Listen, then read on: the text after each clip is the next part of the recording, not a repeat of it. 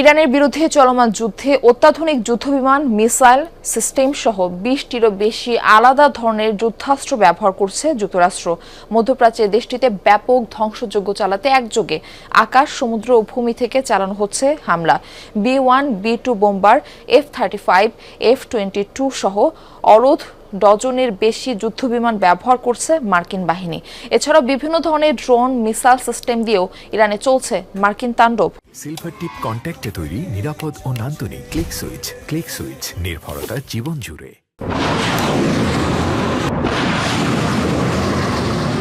২৮ ফেব্রুয়ারি শুরু, এরপর ইসরায়েলকে সাথে নিয়ে ইরান জুড়ে লাগাতার বোমা ফেলে যাচ্ছে যুক্তরাষ্ট্র। এরই মধ্যে দেশটির ৫ শতাধিক স্থানে চালানো হয়েছে হামলা, ধ্বংসস্তূপে পরিণত হয়েছে বহু স্থাপনা। চলমান এই যুদ্ধে আকাশ, ভূমি ও জল ৩ স্থান থেকেই ইরানে হামলা চালাচ্ছে মার্কিন বাহিনী। একদিকে যুদ্ধ বিমান থেকে ফেলছে টনকে টন বোমা, অন্যদিকে মিসাইল লঞ্চার, ড্রোন দিয়েও চলছে তাণ্ডব।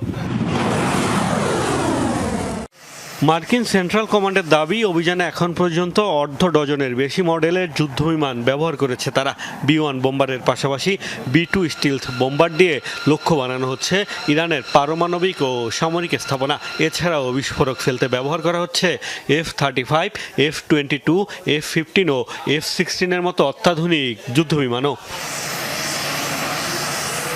ইরানের বিরুদ্ধে এই যুদ্ধেই প্রথমবারের মতো লুকাস ড্রোন ব্যবহার করেছে যুক্তরাষ্ট্র। হামলা চালাচ্ছে MQ-9 রিপার ড্রোন দিয়েও।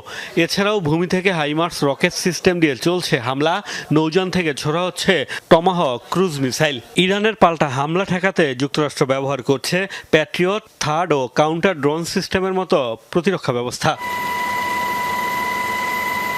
যুদ্ধ শুরুর আগেই ইরানের আশপাশে জড়ো করা হয় USS Gerald Ford, USS Abraham Lincoln carrier strike group. নৌটহলের জন্য P-8 পোসেইডন বিমান ব্যবহার করছে মার্কিন বাহিনী। এছাড়াও রিফুয়েলিং সহ লজিস্টিক সাপোর্টের জন্য বিভিন্ন আকাশযানের সহায়তা নিচ্ছে দেশটি।